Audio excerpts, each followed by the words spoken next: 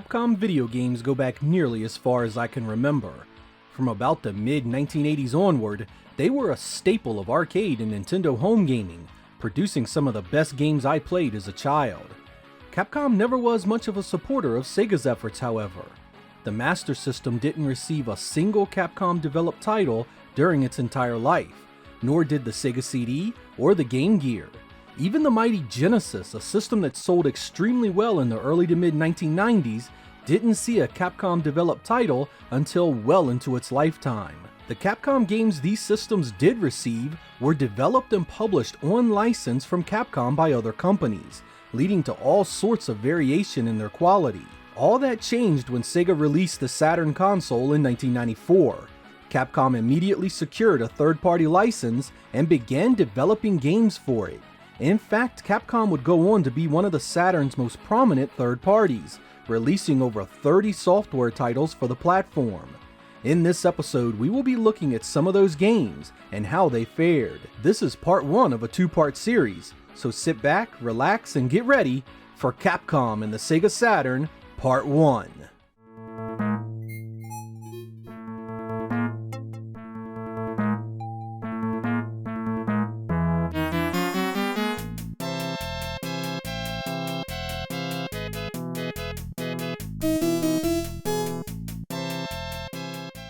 There are lots of people that hate on this game, but I'm not one of them. Street Fighter the movie was released in August of 1995, making it the first Street Fighter game the Saturn would get.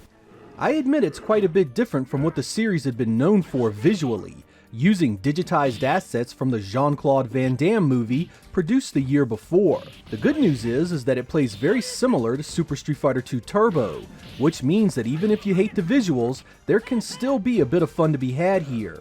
I don't think Capcom had any plans to release it outside of Japan, where it was known as Street Fighter Real Battle on Film. It would take third-party publisher Acclaim to pick up the property and deliver it to other regions. This one tends to get overlooked next to the more popular fighting games on the Saturn, but I think it's worth picking up and doesn't play nearly as terrible as some will have you believe. Round 2, fight!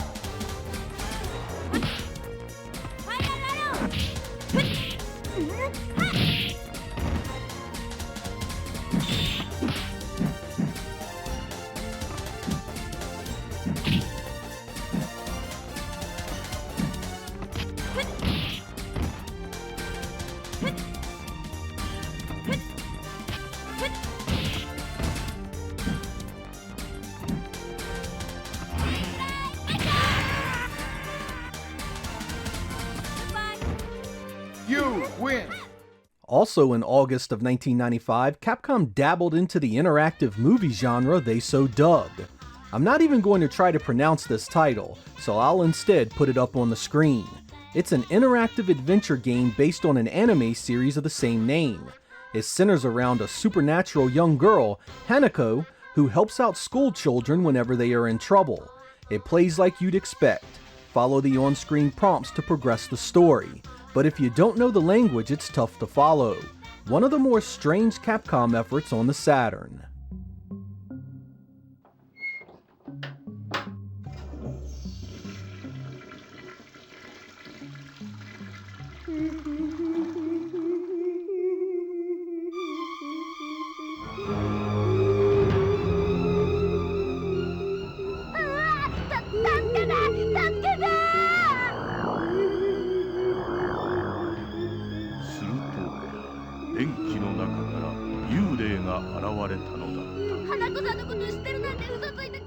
In November of 1995, Capcom released X-Men Children of the Atom for the Saturn, an incredibly accurate port of the CPS2-driven arcade game. I say incredible because the Saturn had a tiny amount of RAM to do a title such as this, yet you'd need to put it side by side to the arcade original to catch most of the differences.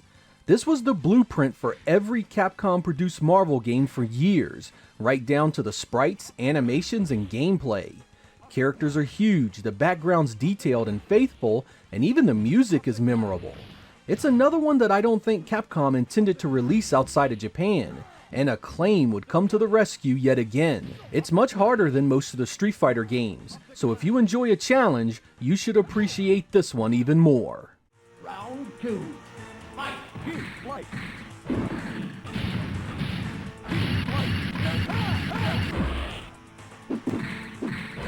Light!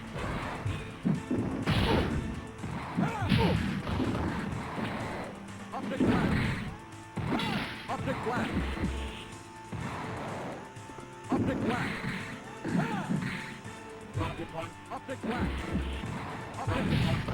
Optic glass!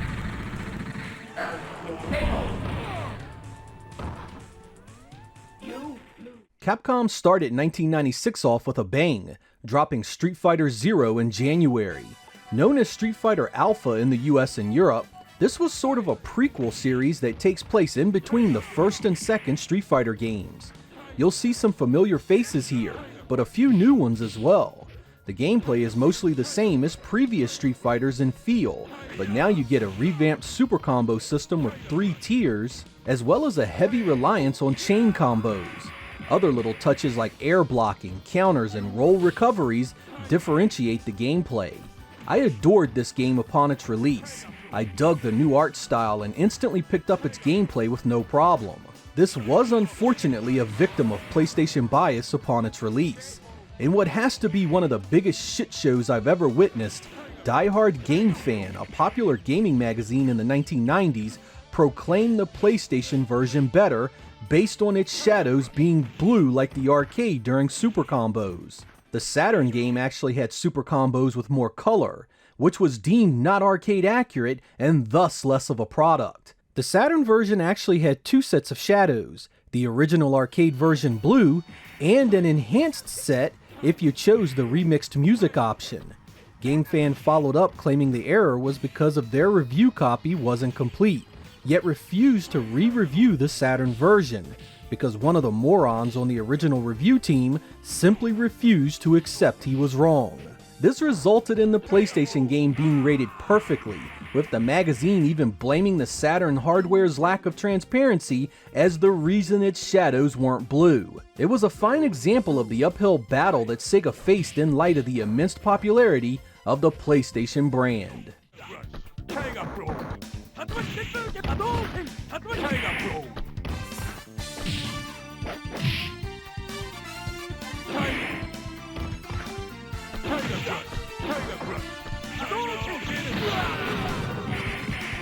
KO. You win. 1996 kept churning out the hits, with Capcom releasing Vampire Hunter, known as Night Warriors in the US and Europe. This sequel to the first Dark Stalkers game expands the roster, adds chain combos, and includes 2 new super combo systems. Just as beautiful as the first game, it's a great representation of the Saturn's ability to do these kinds of games even without a RAM expansion. As expected, some of the animation frames needed to be cut, but there is an option to restore the full frames if you choose the same character to battle against. On most characters you won't notice much of a difference, but on the larger guys the difference can be quite extreme. No matter, Vampire Hunter here is a grade A experience through and through. Visual, sound, and gameplay all make it a must-own effort that was a big part of my Saturn library in those early days.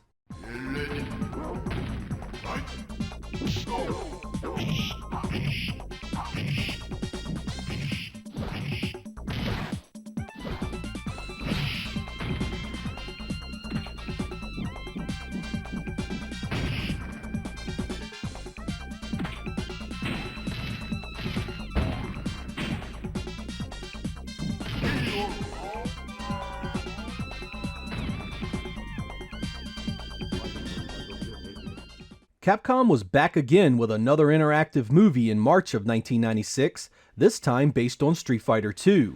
You take control of one of Shadowloo's cyborg data collectors, where you must analyze the combatants and their skills during each segment. The better you do, the more powerful you become, ultimately leading to a one-on-one showdown with the man Ryu himself. It has multiple endings and is based on the animated movie released a few years prior. It even has some extra scenes not included in that film. It's a strange product of Capcom's obsession with full motion video at the time. It was released on 2 discs and was never released outside of Japan.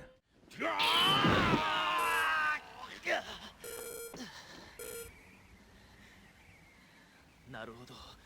結構できるじゃねえか。気に入ったぜ。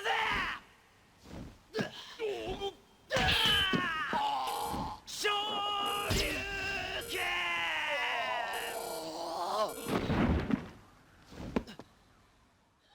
April of 1996 brought with it Rockman X3, the Japanese version of Mega Man X3. This was a peculiar choice given that it was a Super Nintendo game originally. Because the Saturn didn't support the low-resolution mode of the original game, we get awkward borders here that take up quite a bit of screen space. The biggest issue is the lack of any real visual upgrades. While they did add some cinemas, the actual game looks remarkably like its Super Nintendo counterpart, a disappointing twist considering its ludicrous, full retail asking price. Instead of taking an opportunity to really enhance the game and make it something special as a 32-bit upgrade, it's nothing more than a downgraded 16-bit game. It is still a Mega Man game, however, so of course at its core it's still a fun game that's designed well. Which side of the fence you fall on may vary, but this was a huge disappointment for me and a game the Saturn simply didn't need. The US never received it, but Virgin Interactive did do a European release.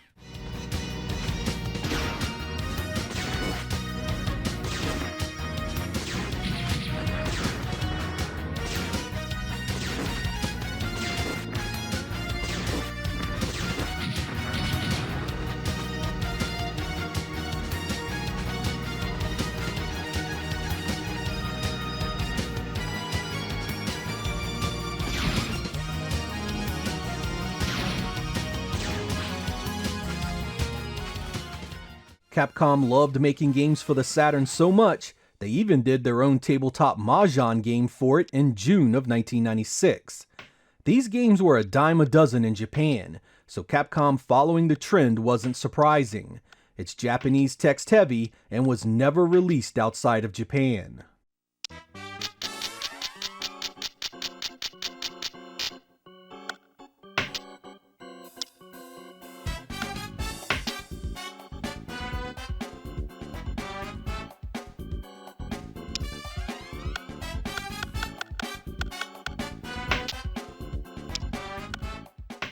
In August of 1996, Capcom released one of the most unique puzzle games on the Saturn, Nazo Makaimura Incredible Tunes. It's based on the Dynamix puzzle series that started with The Incredible Machine, and this is a take on their Sid and Al's Incredible Tunes directly. Essentially, you need to figure out how to finish the puzzle that you have on screen. Most of these actions become obvious pretty quickly, while some may be daunting, even cruel, with the killing of the main hero. The objectives are in Japanese, so it does take some trial and error to figure out what you need to do if you don't read the language. It never left Japan, of course, and the only other system to see a port was the PlayStation. You won't find many games like it on the old Saturn, and if you enjoy a good challenge, I do recommend it.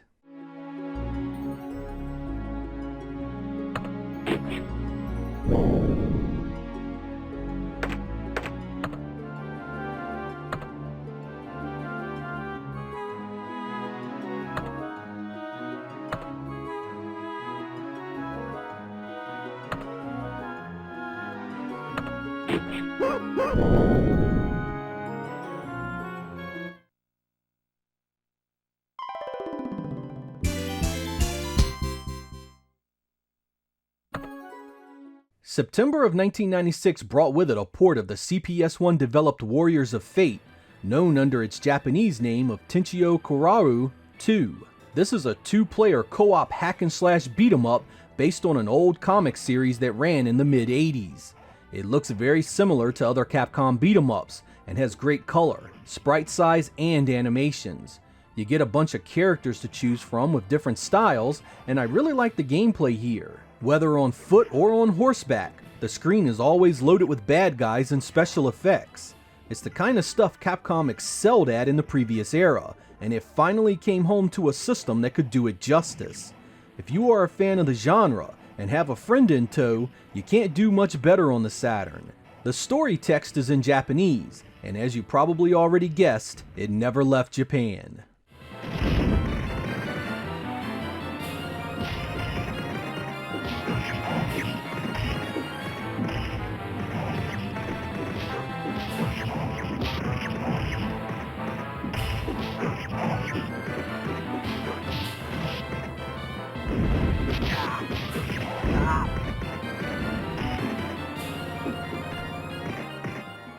Capcom wasn't done in September of 1996, as it also released Street Fighter 2, or Alpha 2 if you prefer. This sequel expanded the roster even further, deepened the story, and added a ton of hidden characters. It's a massive improvement visually over the first game, now with more detailed backgrounds that feature a lot more animation. Even the music sees a big improvement, with some of Street Fighter's best tunes being represented right here. Most of the gameplay advancements from the first game are still here, though enhanced and improved in some form, and the chain combo system is replaced by the new custom combo system. This allows you a limited time to connect just about any type of attack back to back. This is a game that would see Saturn 2D fighting games take a huge step away from its PlayStation competition in regards to quality. While the PlayStation game isn't bad, this is the preferred version in regards to animation and content without question. It's a must-own for any fighting game fan.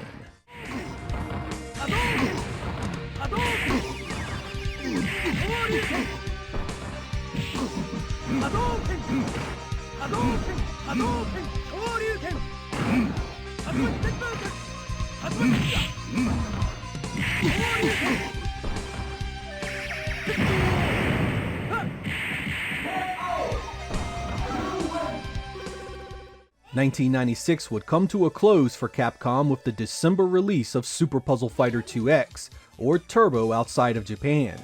This is another puzzle game, but this time much closer to the stuff you know so well. Here you will connect the same colored jewels until you get a breaking gem to destroy it. Build bigger jewels to score higher combo bonuses, and bring it all crashing down on your opponent's head. The art style uses chibi-style characters from a few different Capcom fighting game franchises, and is quite colorful and well animated.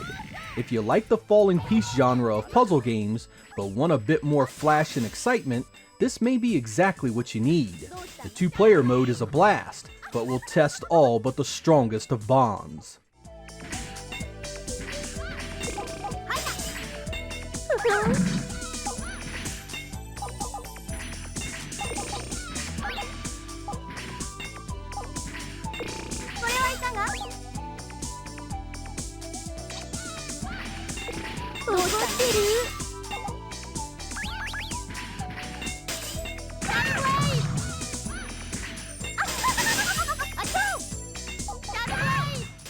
Capcom would ring in 1997 with a bang, with the January release of Rockman 8, the newest addition to the mainline series of Mega Man games.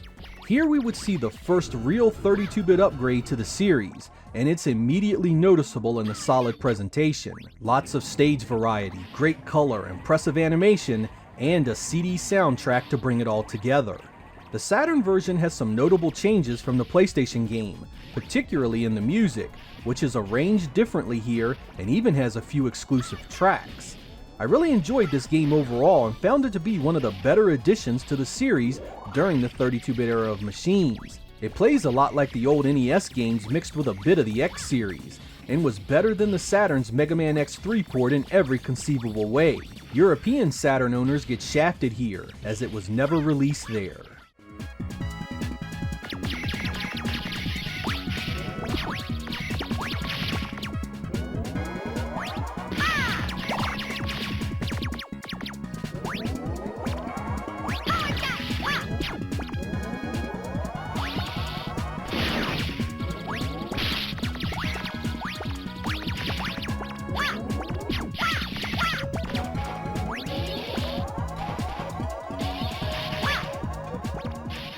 March of 1997 would bring with it Capcom's first foray into the magical world of the extended RAM cartridge, with the mech fighting extravaganza Cyberbots Full Metal Madness. If you have ever wanted to climb into a huge mech to wreak havoc upon your foes, this is the game you want. Thanks to the additional RAM, you get great animation here across both the characters and the backdrops. Each special attack looks phenomenal, and every battle features loads of environment damage thanks to the lumbering giant's efforts. It's a real shame this one remained locked in Japan because it's so different from the other fighters Capcom was doing at the time. It was one of their rare efforts that didn't feel like a Street Fighter clone, and it absolutely destroys the PlayStation release. There is also a big box limited edition of this that comes with an art book that has a pop-out scene from the game built into it. Proceed!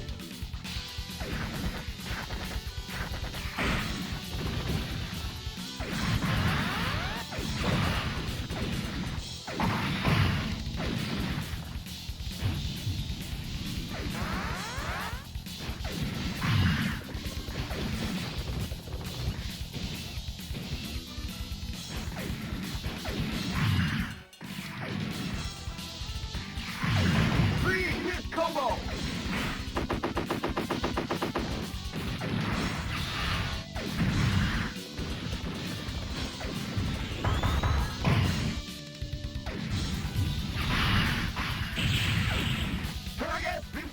Capcom got in on the popular Japanese dating sim genre with a port of its arcade game that I call Quiz and Dreams, but the full name is actually on your screen right now, in June of 1997.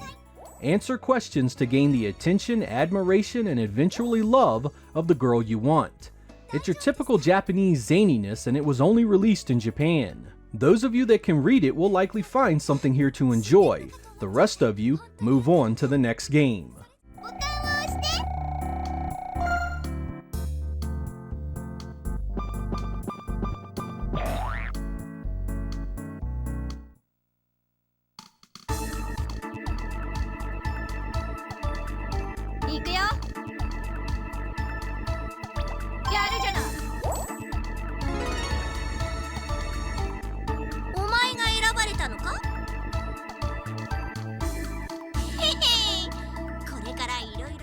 July of 1997 would bring with it one of Capcom's biggest releases on the Saturn, a port of the mega-popular Biohazard known as Resident Evil in the West. And lucky for Saturn owners, this port turned out pretty damn good. You know the setup. A big pharmaceutical company has been experimenting with a new virus that has gotten out and turned its employees into bloodthirsty zombies. To make matters worse, you find out these morons were working on biological weapons to boot, which are loose in the mansion you are trapped in. Resident Evil wasn't the first game of its type, but it was the first game to get it so right. The gameplay here is much faster and smoother than previous games in the genre, and the story is light years ahead of most games of the era. It was immediately gripping, interesting, and kept you glued to your TV as it all unfolded. It set a standard for the action-adventure game that would mold software for years to come, and an excellent Saturn title in every way. There are some trade-offs from the PlayStation release, particularly in the lack of transparencies and longer load times, but you do get some Saturn exclusive content here, like an extra boss fight in a battle game mode that acts as a survival run once you get really good at the game.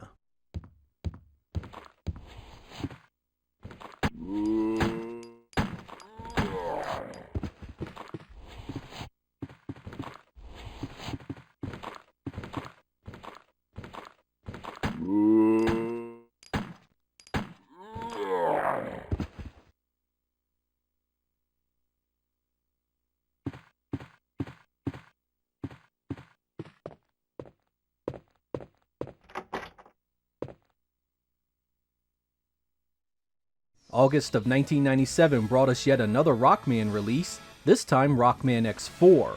Called Mega Man X4 in the West, it was the newest entry into the X series of games, and the first exclusively designed for the 32-bit systems. Aside from the upgrades to sound and visuals, the biggest addition here is the ability to choose the alternate character, Zero, who now has his own story, gameplay, ending, and is selectable right from the get-go. This provides a great contrast to the traditional gameplay of Mega Man himself, and makes X4 here one of the better releases in the series at that point. This holds up remarkably well today thanks to the great 2D presentation, and while it is challenging, you won't regret replaying its great looking stages a few times to get good at them. Much like Mega Man 8, Europe never got a release of this on the Saturn, but the Japanese version is affordable if you are looking for a physical copy of it.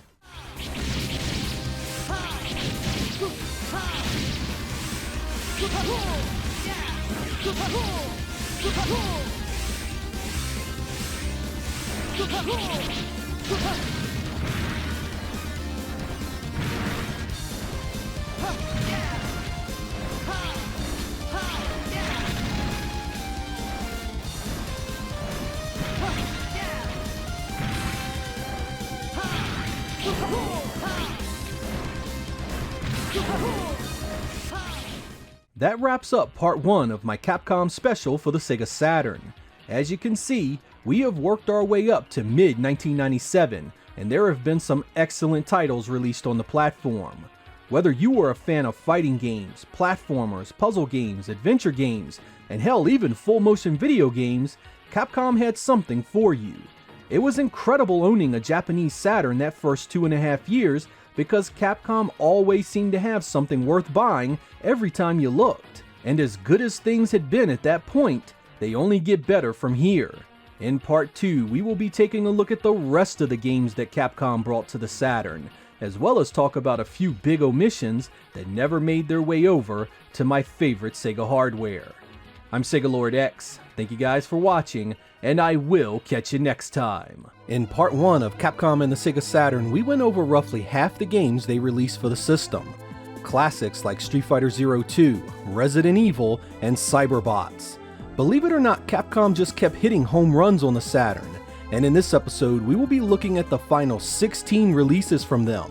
Most of the games we looked at in the first episode did not have the benefit of the extended RAM cartridge, but because the games you are about to see were released later, many of them could use the 1MB and eventually the 4MB RAM cartridges, vastly improving the quality of the Saturn arcade ports. Some were so close they were virtually identical. Let's waste no more time and get right to it. Capcom and the Sega Saturn, Part 2. August of 1997 would bring us Marvel's Superheroes, what was essentially the first sequel to X-Men Children of the Atom. Some of the characters make their return from that game, as well as a few newcomers from Marvel's other properties. We get popular characters like Spider-Man, the Incredible Hulk, Iron Man, and Doctor Doom. Capcom made sure this port used the extended RAM cartridge to make it even closer to the arcade, but it's not required to play it. My overall opinion of this port is favorable, but there is some slowdown here that manifests regularly during gameplay. You can feel it especially if you play it directly after the arcade original. I swear it even feels a bit worse when you use the RAM cartridge. I'm not sure if accessing the additional frames during the match causes it, but it's definitely there. Nothing here is ruined, however, and this is still a damn fine playing game. Everything is bigger, has loads more animation, and there is just a feeling of so much going on all around you. You even get to kick Thanos' ass at the end of the game, a fight that is far more fair than Magneto at the end of Children of the Atom. This is the only Capcom title released outside of Japan that uses the extended RAM cartridge.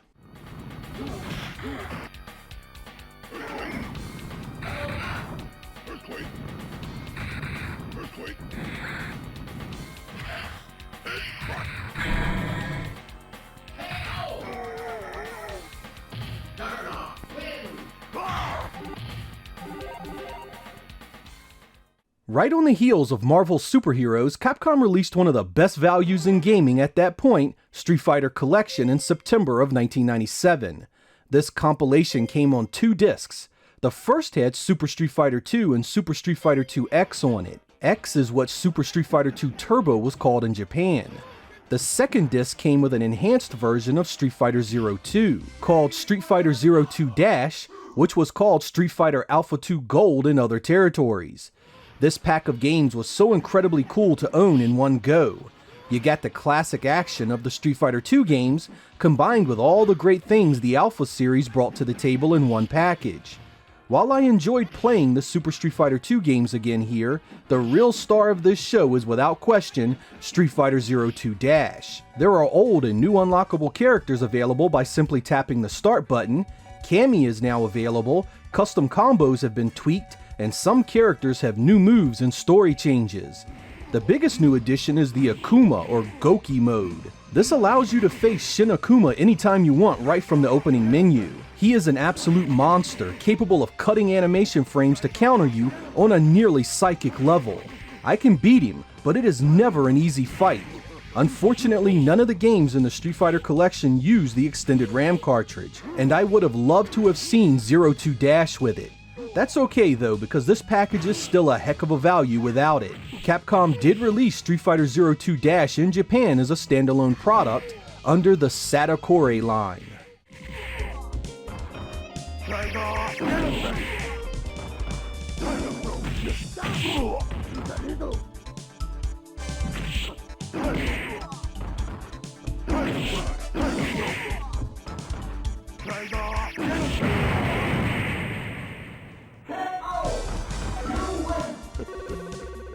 Everything changed in November of 1997, because that was when Capcom released X-Men vs. Street Fighter with the brand new 4MB extended RAM cartridge. What had been almost a novelty up until this point, this new enhanced card allowed previously unobtainable things on the Saturn platform. Gone was the meager RAM limitations of the CD-ROM platform, replaced now with nothing but possibilities.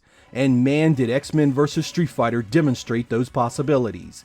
The flashy combat mechanics of Capcom's other Marvel fighting games gets thrown into high gear here, now faster and more explosive than ever.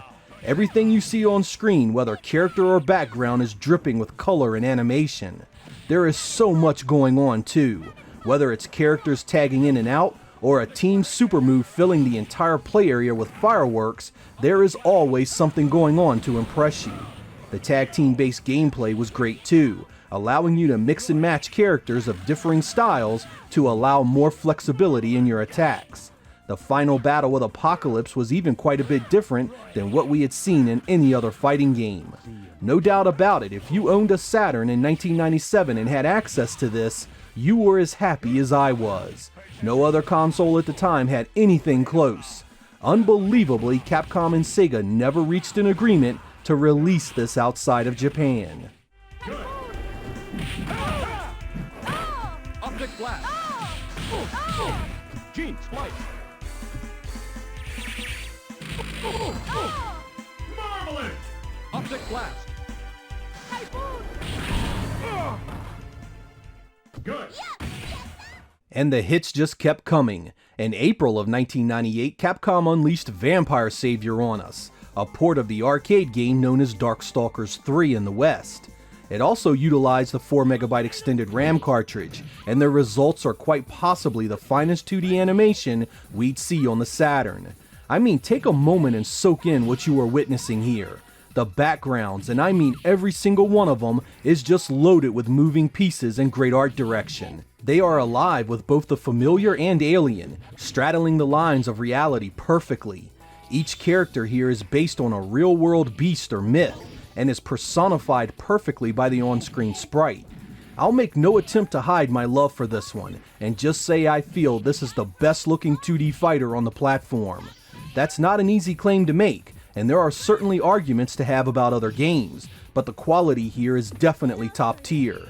Its direct competition at the time was a PlayStation version that was butchered in comparison, so it still holds up in my mind as one of the best representations of the game. Couple it with a Saturn controller, a good CRT, and a nice set of speakers, and it was a fighting experience that no other console during the 5th generation could come close to. The Saturn game never left Japan.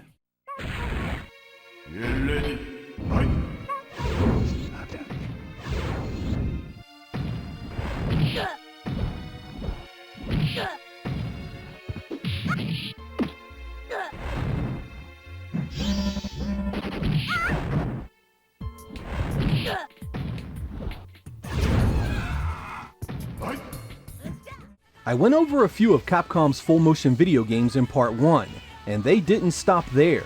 Super Adventure Rockman was released in June of 1998, another adventure game that relied on video segments to tell its story. It came on 3 discs, with each being a dedicated episode in the story. It plays a little different than you'd expect, having both on-screen prompts and real-time battle segments needing to be completed before you move on to the next video segment. I always found Capcom's obsession with making full-motion video games so long after the genre had failed so peculiar. I mean, they very clearly never intended these games to leave Japan, because even the PlayStation release of this stayed locked there. It also happens to be incredibly tedious, and trying to slog through its more difficult battles is a pure exercise of your patience. For those of you curious enough to hunt down a physical copy, be sure to get the reissue that is numbered T1241G. The initial release of this game was recalled due to a disc imperfection that wouldn't let you finish the game.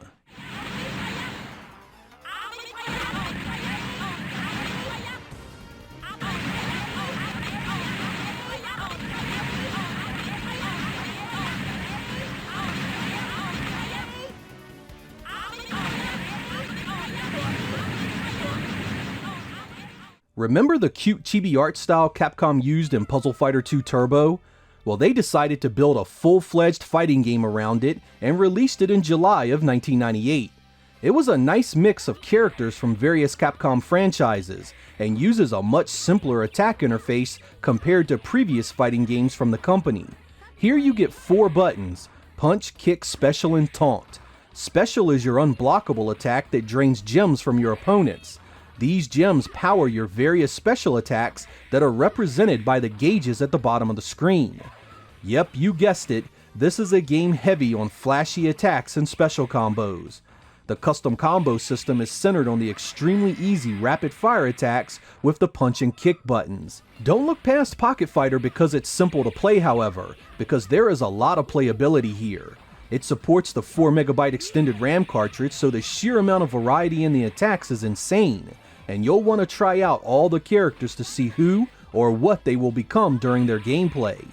You'll have a tendency to feel out of control when you first play because there is so much going on, but a few plays will acclimate you quickly and you'll likely come around to recognize the potential of the gameplay, particularly its 2-player mode. It's a sleeper and one I recommend for those looking for a Capcom fighter on the Saturn that looks and feels a bit different from the status quo. The Saturn version here is Japanese exclusive, but it was released outside of Japan for other systems as Super Gem Fighter Mini Mix.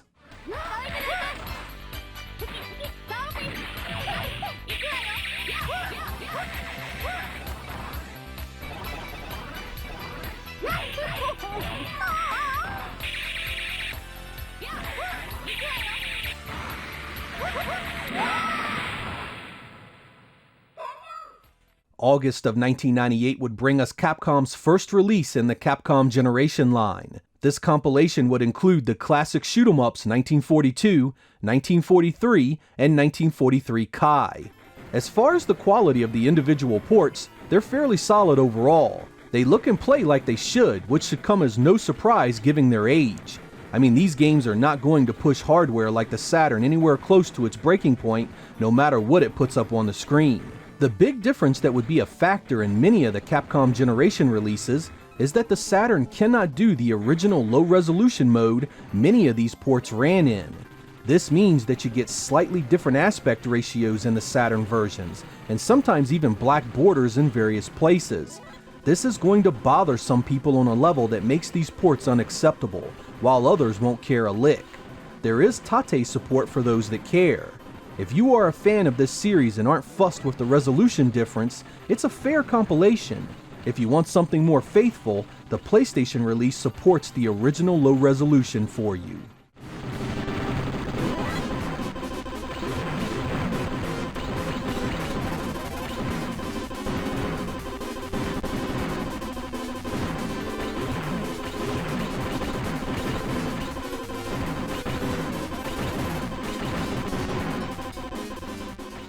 Capcom quickly followed up with Part 2 of Capcom Generation, released in September of 1998.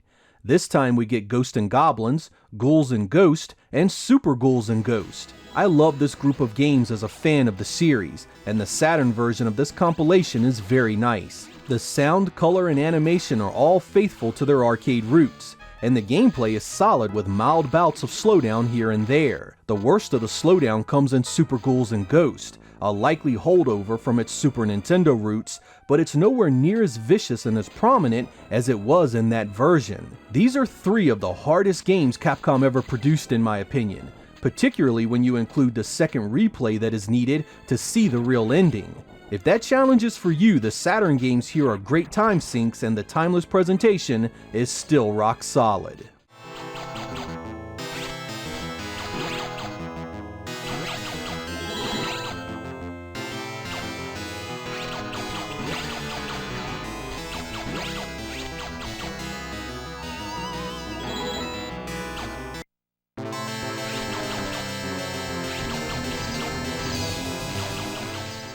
We received the third and weakest link in the Generation line during October of 1998. This compilation includes XX's, Pirate Ship Higamaru, Sun, and Vulgus, 4 of Capcom's earliest arcade games. In fact, Sun was their very first arcade game ever in Japan. I wish I had some good things to say about this disc, but these games are simply too old and there are too few of them to hold your interest for very long. XX's is a vertically scrolling shoot 'em up from an era where these types of games were extremely simple, and you'll get tired of it quickly, particularly due to its repeated graphics across the entire game. Pirate Ship Higamaru is similar to Sega's Pingo, but instead uses a pirate theme. Move the blocks around to dispatch your enemies. It's fun for a few minutes. Sun is sort of an early run and gun that has you shooting enemies between multiple layers. It holds up better than the other games in this compilation, but it still is about as simple as games come. The last game is Vulgus, another vertically scrolling shoot 'em up. It looks and plays a bit closer to the stuff that would come a few years later, but again it's so simple in terms of power-ups and enemy patterns. And that is pretty much the ever-repeating theme of this particular compilation. These games aren't bad at all, but have aged to the point where the experience is just too antiquated to play for long periods. This was particularly true at its release, where Capcom charged $60 for it.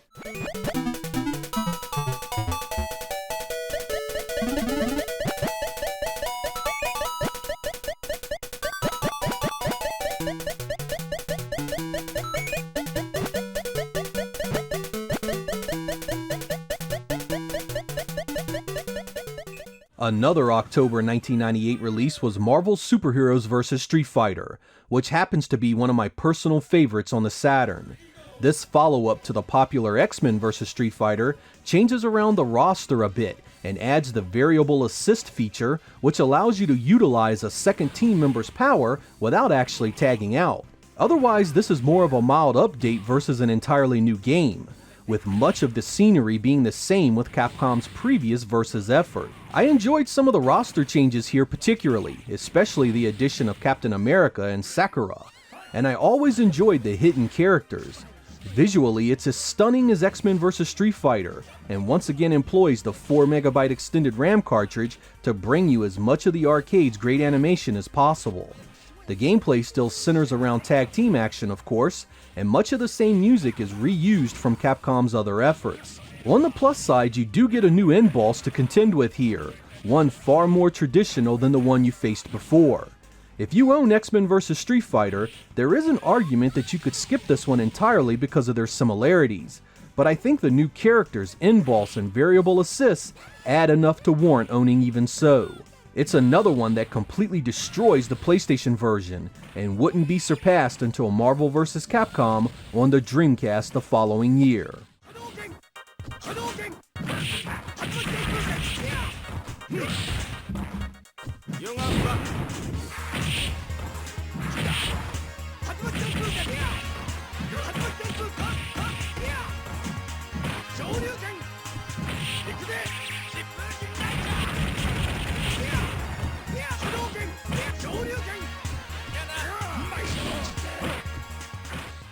The Capcom Generation series got back on track with the fourth entry in November of 1998. This compilation includes the top-down run-and-gun shoot-em-ups Commando, Mercs, and Gunsmoke. They are based on the arcade versions, and while having aged quite a bit even at the time of this release, I found them quite a bit more palatable than the games contained in the third Capcom Generation release. First up is Commando, the simplest of the three offerings here. Nothing will blow you away visually or in gameplay, but it can hold your attention a bit thanks to being fast and challenging. Fortunately, Capcom chose its sequel for the second game, Mercs, which retains the arcade original's 3-player simultaneous co-op feature thanks to supporting the Saturn's 6-player adapter. This is visually a huge leap over the first. The gameplay has tons more variety thanks to more weapons and power-ups, and the 3-player gameplay is a blast. It's definitely the star here and almost worth owning the disc all by itself. The third and final game is Gunsmoke, which is sort of the spiritual granddaddy of Konami's Sunset Riders games. It's presented in top-down, vertically scrolling fashion, but has you going after wanted criminals. The gameplay here takes some getting used to. The 3-button interface has A shooting to the left, B up the middle, and C shooting to the right. The fast, auto-scrolling levels add an intensity that forces you to always keep moving, and there are power-ups to increase your life, the effectiveness of your bullets, and increase your movement speed. This compilation isn't going to displace the better shoot-em-ups on the Saturn, but it's a fun throwback that still has just enough to keep your attention for a while. For those interested, it does have tate options should you need them.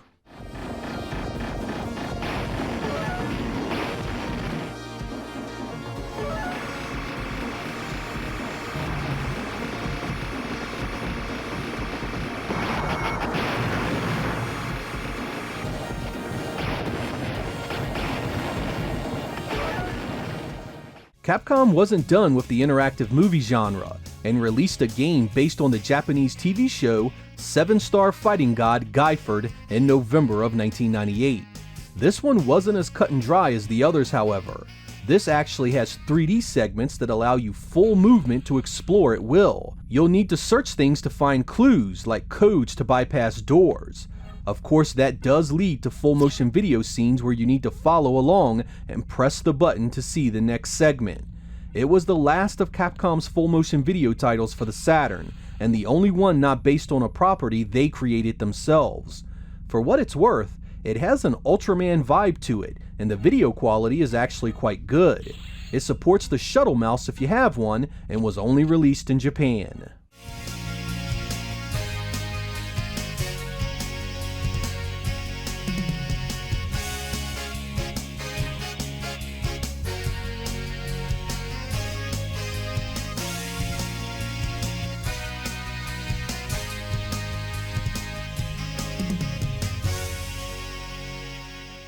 The fifth and final Capcom Generation title was released in December of 1998 and contains 3 of the best fighting games ever made. Street Fighter II, Street Fighter II Champion Edition, and Street Fighter II Turbo Hyper Fighting would all be available here, very close to their arcade source material. The ports are extremely solid in regards to their faithfulness in animation, sprite size, and color. Once again, you do get some variance from the source material in regards to resolution, but nothing here most of you will care about. The overall package is actually quite nice, and I have dropped many an hour into reliving my arcade experience. This marked the last of the Capcom Generation releases in Japan. Capcom would not bring any of these games to the US for the Saturn, but Virgin Interactive did round up the first 4 in the series and release them in one package in Europe for the Sony PlayStation. The 5th disc here was released in the West as Street Fighter Collection 2 for the PlayStation, with the Saturn getting shafted yet again with no release at all. The series has its ups and downs, and I honestly believe many of them are worth owning on the Saturn even with the resolution and aspect ratio differences. If you are that much of a purist, you want nothing less than the arcade versions either way.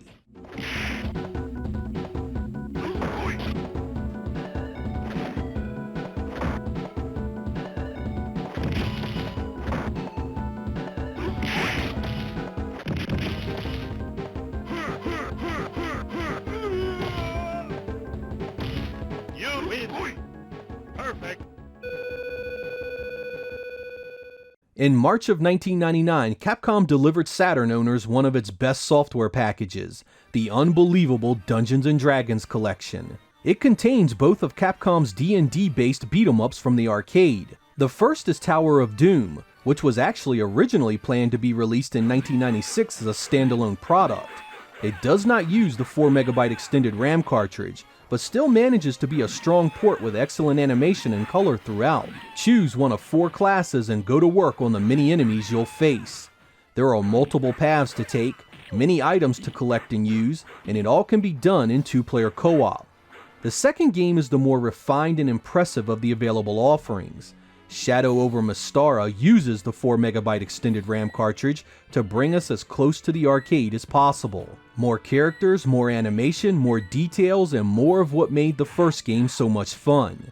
You get more classes to choose from too, sending replay value through the roof. If you have a friend to join you, this can be one of the most enjoyable experiences on the platform, and one you can replay many times. It's challenging too, and not something you are likely to beat after a couple of tries. If all that sounds perfect, that's because it's pretty close, but I'd be lying to you if I said it was. Load times are frequent and long, even with the RAM cart, and do become tiresome after extended gameplay sessions. You also lose the 4-player co-op of the arcade version, down to 2 for both games in this collection. Newer versions of these games fix that, so you can have these experiences elsewhere cheaper and better playing. For a 5th generation title, however, it's a blast and one Saturn owners were lucky to get.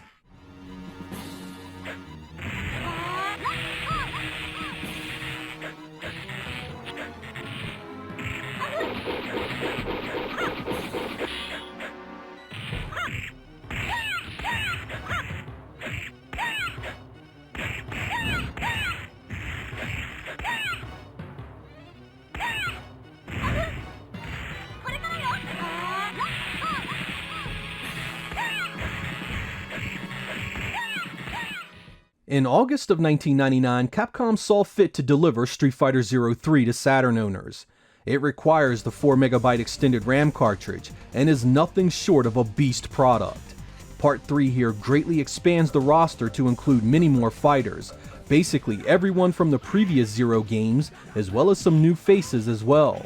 You get a complete overhaul in terms of gameplay systems too, now incorporating the Z-ism, the X-ism, and the V-ism. The Z-ism is traditional Zero playstyle of 3 levels of super combo gauge, 0 counters, and air blocking, whereas X-ism is more of a Super Street Fighter II Turbo variety, or 1 large super combo gauge, no air blocking, and no Z counter moves. V-ism follows the Street Fighter 2 custom combo formula closely, which basically allows you to link just about any series of moves together in one long chain combo. There is enough variance and upgrades here over the previous games in this series to keep any fan happy, and it's all tied together by an incredible presentation. Graphics and sound are nothing short of impressive here, putting up one hell of an argument that the Saturn truly was a beast of a 2D machine. Glorious 2D animation plays out in every scene, and holds up better than any 3D polygon engine released during the same era. It was a showpiece title that gave Saturn owners one last hurrah before the system faded away with new, more powerful hardware on the market.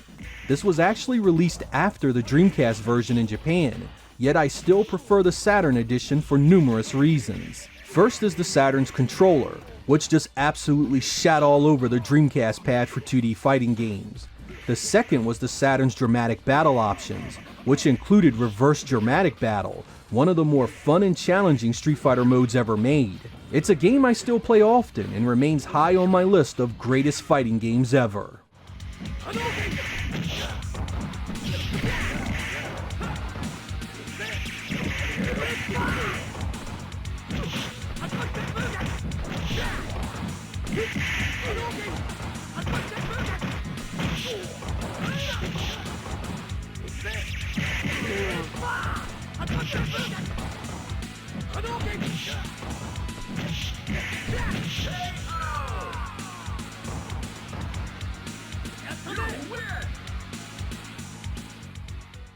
Capcom's final Saturn game would be released in March of 2000, and be the only 3D polygon fighting game to use the 4MB extended RAM cartridge. It was developed by Capcom USA originally as an STV Titan arcade game, which was then ported to the Saturn in Japan. It uses characters from the Final Fight universe of games, and plays a tad bit like the Street Fighter EX titles that were released on the PlayStation. This one gets a lot of flack for being a poor game, and I admit that for a Capcom fighting game, it does rank pretty low on the totem pole. Compared to other 3D fighters, however, I don't really find it all that terrible. It is a bit silly, and the gameplay can be quite tiresome after a while, but it does have an interesting and diverse set of characters, each with different super moves and combos to learn. It doesn't threaten the likes of Virtua Fighter 2 on the Saturn, but it is unique in its own way. I certainly do not recommend that you run out and pay the crazy money this costs today, but I do advise at least trying it and making up your own mind. This has never been ported or released on anything else.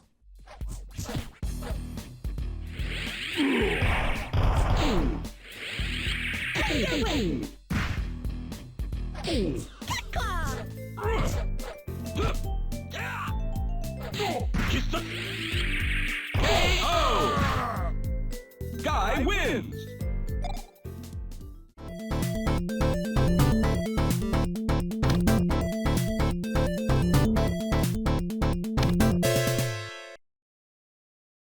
Capcom was also involved in bringing the Saturn snowboarding game Steep Slope Sliders out to the STV Titan arcade platform.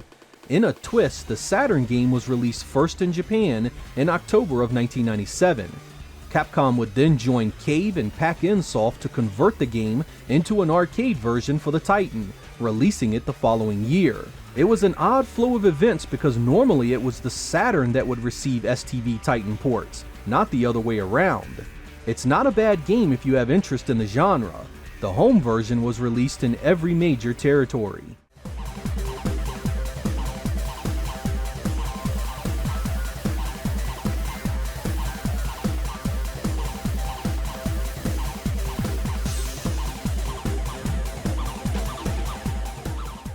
In 1991, Capcom released an arcade game called 3 Wonders, a compilation of software spanning 3 different genres.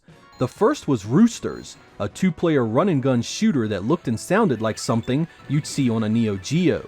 The second was Chariot, a horizontally scrolling shoot-'em-up that looked similar to Roosters in art style and used an upgrade system similar to a few of Konami's games. The last was Danboru, a puzzle game similar to Capcom's pirate ship Higamaru. While Capcom did not release this game on the Saturn themselves, it was licensed by Xing, who released their version of it under the Arcade Gears line in March of 1998. It stayed in Japan, of course, but was not a bad port of the arcade original at all. In fact, I quite enjoy Roosters for its co-op and challenge-filled gameplay.